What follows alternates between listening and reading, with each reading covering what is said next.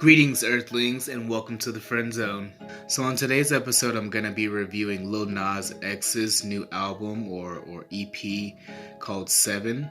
Overall, I think it's really good. It's a really good album, actually. I'm kind of surprised to see that they really put a whole lot into this thing. They didn't slack anywhere as far as production, as far as songwriting, as far as his vocals, anything.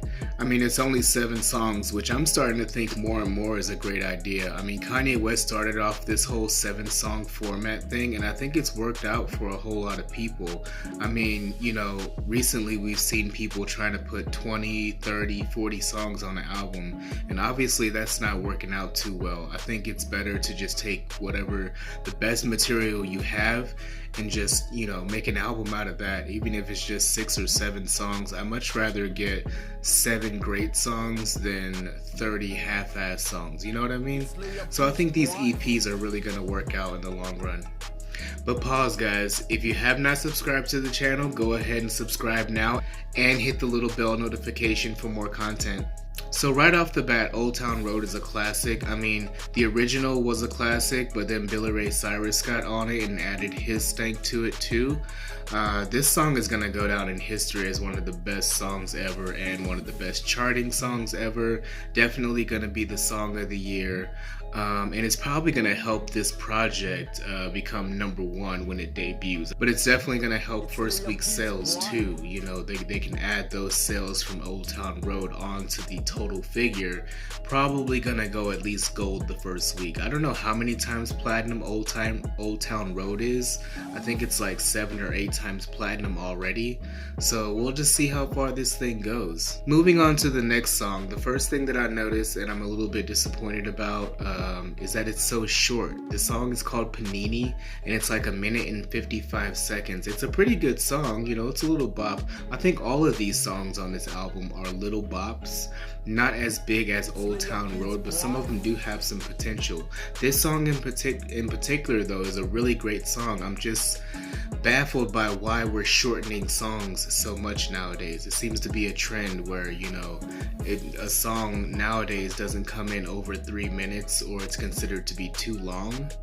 I'm just an old head, I guess, but I don't mind a 3.5, 4-minute song as long as it's a great song. And a song like this, I would like for it to ride out a little bit so I can enjoy it for a while. But it's just so quick. I don't even see how people are really getting enjoyment out of these songs because they're over just as you're really getting into it.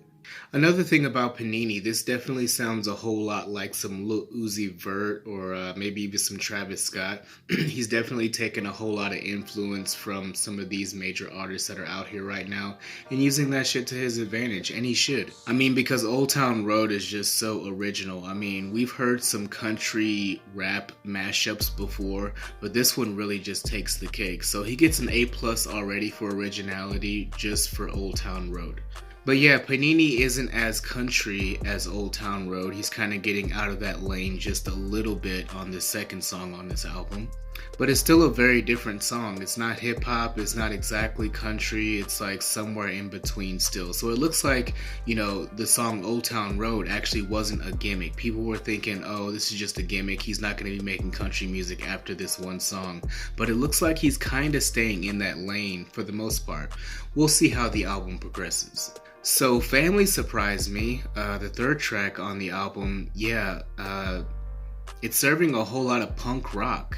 I wasn't really expecting that. We already got thrown for a loop with Old Town Road being so country, and then Panini was a pretty good song too. Family really just sends you over the edge though. Definitely a whole lot of XXX influence on this one. Rest in peace to him. So far on this album, I've heard really, really great production. I mean, whoever is producing this album, whatever engineers and team you have behind it, it sounds great. I mean, it has been a long time coming. Old Town Road has been out for quite a while, and it's only 7 songs, which, once again, I'm saying it's better to consolidate your material and come out with a better, more concise, to the point album. like this. I mean, this is great. This is great. They only have 7 songs to prove themselves, and they pick the best ones, the best production, the best lyrics, so forth and so on.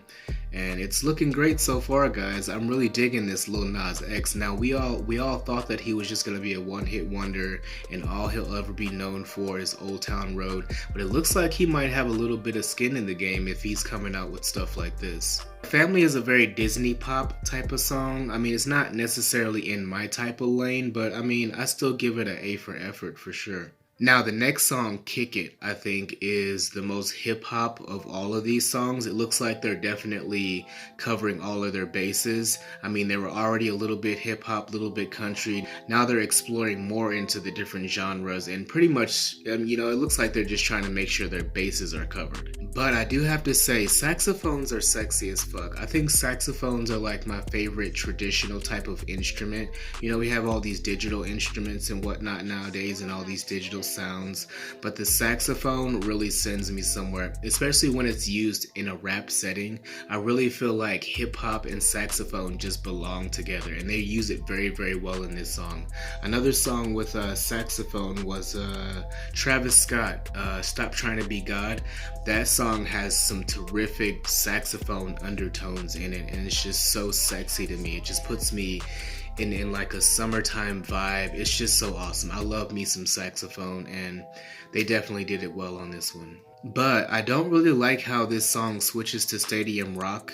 Like, it's like a real big stadium rock type thing, big Rolling Stones, AC/DC type of feel to it. Towards the middle, it has a little transition there. We're exploring all of these different lanes on this album, and I feel like it would have been cool to just go ahead and stay in the hip-hop lane for this one, because it had such a cool vibe. I think this is probably one of the best beats on the album, if not the best one so far, and I was really enjoying that shit, and they kind of threw it off with the whole stadium rock thing. But I mean, I see where they're going with the project. They want to really mesh these two together, hip-hop, rock, and country too. Apparently the 3 will be meshed together on this album. And then we have Rodeo. We're back to the country influences on Rodeo. I really feel like Cardi B doesn't fit on this song. Now, I understand you guys gotta get some clout, you gotta get Cardi B, you gotta get Offset, you gotta get all these different people, Megan Thee Stallion, on your song because they're hot right now and it's gonna add something to your sales, so forth and so on. But I really wish, for the sake of artistry, not just for the sake of the business end of music, but for the sake of the art itself, please stop throwing Cardi B and everybody else on these songs that they don't really even belong on. Seriously, Cardi B is not even that great of an artist. That's just my opinion. Say what you will, but I'm not even a huge fan of Cardi B like that. And I really feel like this whole album could have gone the whole way with no features whatsoever, and it would have been great.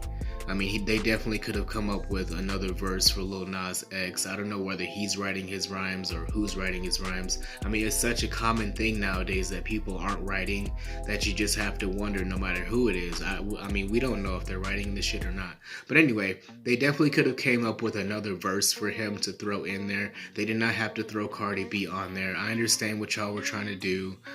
I just really don't feel like she fits on this song. That one song, Press, sounds so stupid. I mean, it's a little off topic, but I really can't stand that song. Press, press, press, press, press. Cardi don't need no press. That's what the fuck she sounds like. But anyway, I digress. A really good hook on this song, Rodeo. I mean, if nothing else, at least they got that right. And then moving on to Bring You Down, which has kind of a grunge rock kind of vibe to it. I'm thinking Nirvana, I'm thinking Soundgarden, Chris Cornell, those kind of things. And I just have to note, at this point in the album, after hearing a couple of songs, Lil Nas X has a great voice. He has a really, really great voice, actually. A great singing voice, rapping voice, whatever it is. Of course, they're adding some good effects to him, good mixing, so forth and so on. Lil Nas X sounds great, okay? This kid could possibly have a very long-lasting career in this industry, especially if he keeps putting out projects like this that are only 7 songs long. It's the best of what you got. It gets straight to the point. Straight to the meat of it, you know what I mean? I think he could have something going for himself for real, not just a one-hit wonder as a whole lot of people assumed he was gonna be. And this album also establishes that rock music is ours again. Yay, guys, we own this shit again. I mean, not like literally own it. Of course, the label heads and shit like that own it, but you know what I mean. Rock and roll made its debut, decades ago, but it's always been rumored that it was the African American community that really drove rock and roll, that really started rock and roll. And then of course these things were kind of taken from us in a way and taken over by a different culture. But a lot of people already know that this was our shit, and it looks like it's gonna be our shit again because y'all fumbled it and dropped it off the stove anyway. Y'all couldn't even handle the shit. Rock and roll died. Like, I haven't heard a really great rock song in forever. Rock has not been popular at all, really. I mean, the charts have been dominated by hip-hop and R&B and shit like that. So it's about time we reclaimed our shit. So thank you, Lil Nas X. Thank you, XXXTentacion. Thank you, Lil Wayne, with that one rock album you did. I mean, we've been slowly reclaiming the genre. And then we get to our last track, kind of our last track, Closure. I say kind of last track because there is an 8th track, which is the original version of Old Town Road without Billy Ray Cyrus, but I don't really think that counts. It's the same song either way. I like both versions of it, and they kind of just threw it on there probably to add some more sales, because I'm pretty sure Old Town Road, well, obviously Old Town Road was already becoming a thing before Billy Ray Cyrus hopped on it, so there's probably a whole lot of sales to account for there too. But Closure is a really great song too. I mean, it has a really great flow to it. Lil Nas X brings a really expert flow to it, and I think that's really great. He has shown a lot of range. That's the thing to be taken from this. He has shown a lot of range on this album. From hip-hop to country to grunge to classic rock. You've heard all of that on this album, but all of it with a hip-hop overtone and with a really great voice too. Actually, this EP was so good that I kind of think it should be longer, even though I already said that I like the 7-song format. As good as these songs are, if y'all could have just came up with like 2 more and been 9 songs, that would have been an LP, you know what I mean? Maybe more songs that you guys could have counted towards the overall sales, so forth and so on. But I mean, it's great just as is. 8 songs, including the original version of Old Town Road. You got Old Town Road Remix, Panini, Family, Kick It, Rodeo, Bring You Down, and Closure. So I would have to give this album, let me see, out of 5, I'm going to go ahead and give it a 4. This is actually one of the more solid projects that I've heard all year so far. Yeah, this is going to get a solid 4 out of 5 for me.